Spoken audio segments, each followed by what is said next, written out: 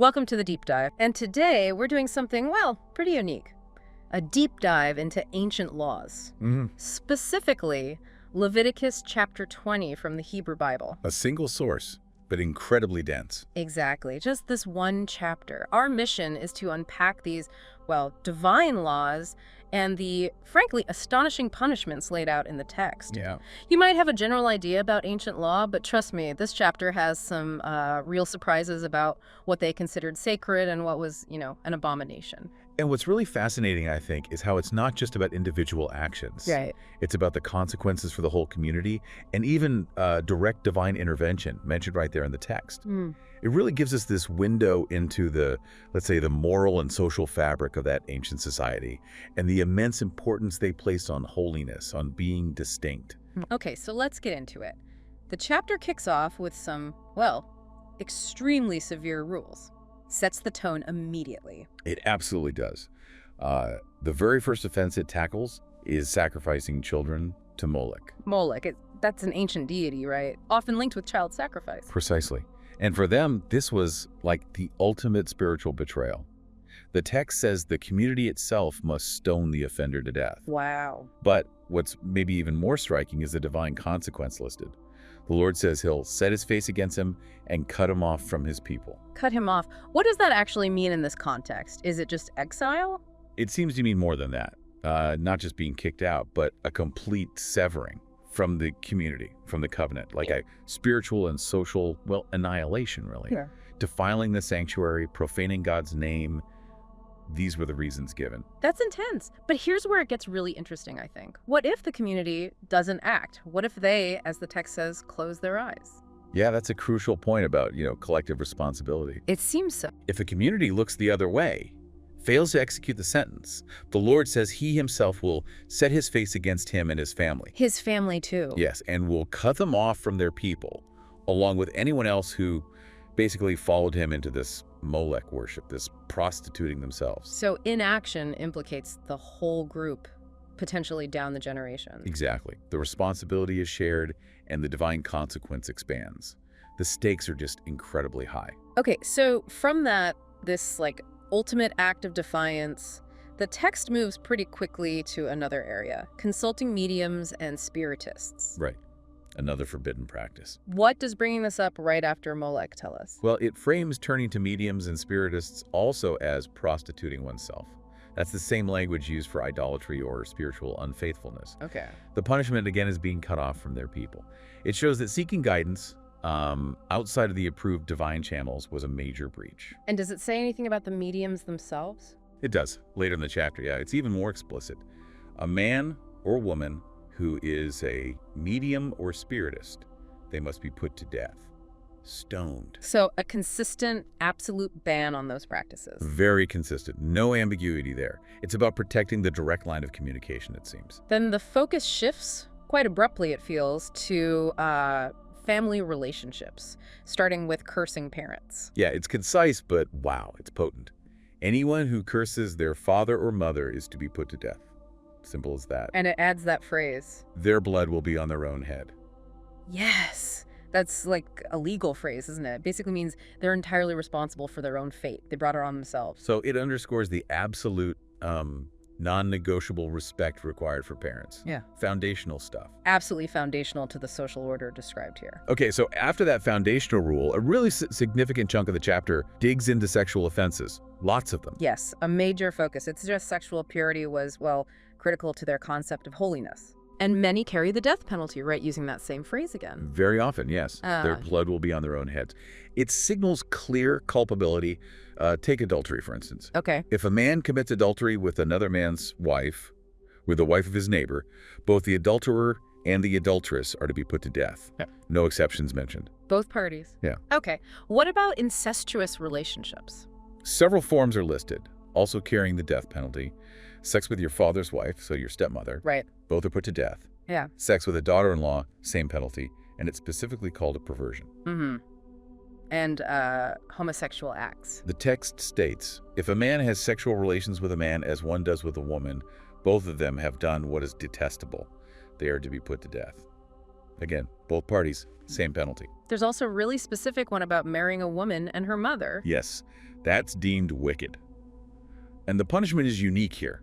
Not stoning, but the man and both women must be burned in the fire. Burned. That stands out. Why do you think? It's hard to say for sure, but perhaps it suggests an even deeper level of perceived wickedness or defilement in that specific combination, blurring generational lines in a way they found particularly abhorrent. And then there's bestiality. Also the death penalty.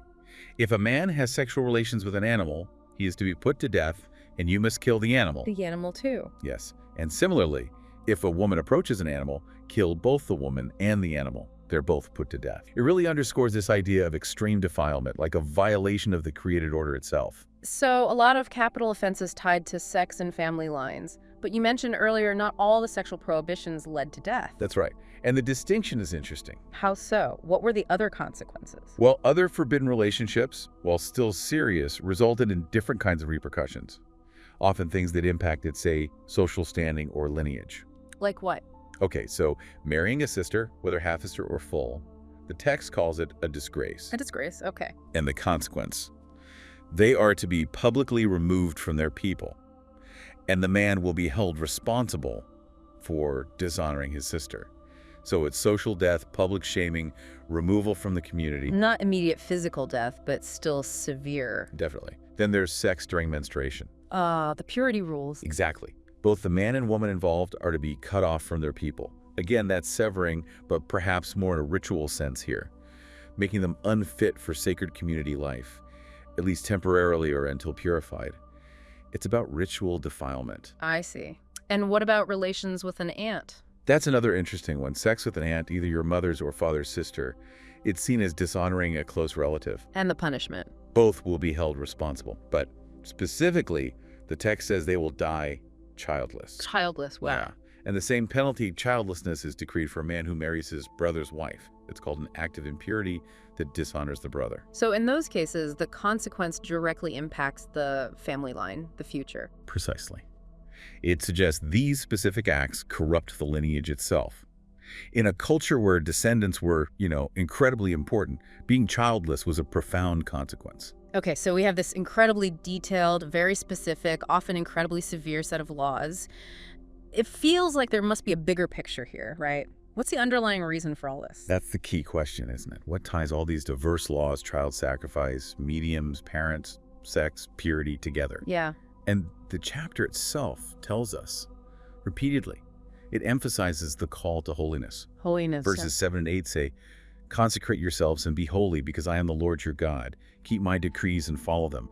I am the Lord who makes you holy." So it's not just rule following for its own sake, it's about becoming something. Exactly, embodying a sacred identity. And crucially, the text connects this directly to their physical existence, to the land. How so? It says, keep all my decrees and laws and follow them, so that the land where I am bringing you to live may not vomit you out. Vomit you out? That's a graphic. It is a really stark, visceral warning.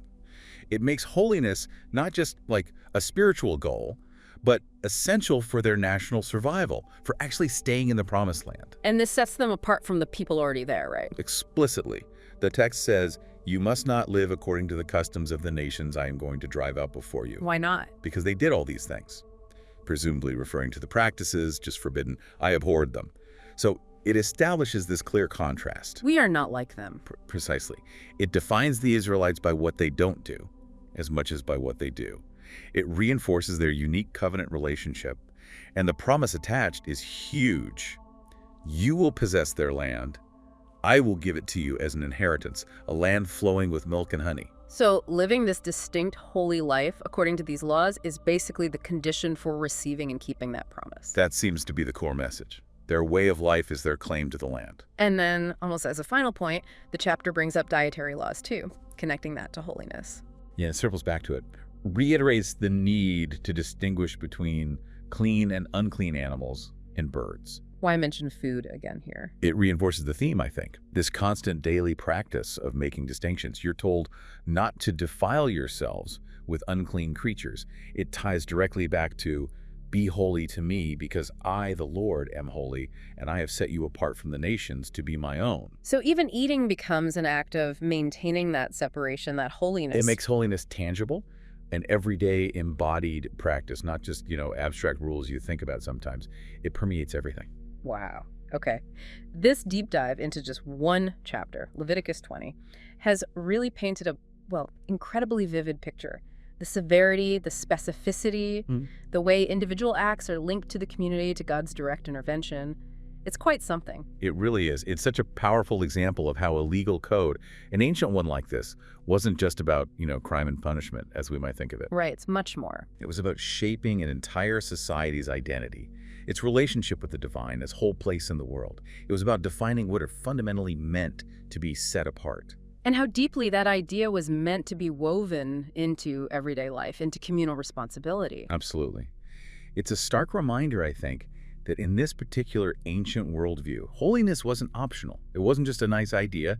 It was presented as the very foundation of their existence, and quite literally their right to exist in that promised land. So for you, our listener, something to think about. What does this sheer intensity, this black and white clarity in these ancient laws tell us about the core beliefs, the absolute priorities of the people who lived under them? In a world like ours, where consequences are often complex, maybe gray, how might living under such a strict code with such a heavy emphasis on communal purity have shaped their daily choices, their identity, their whole sense of self in ways that are maybe hard for us to even grasp today?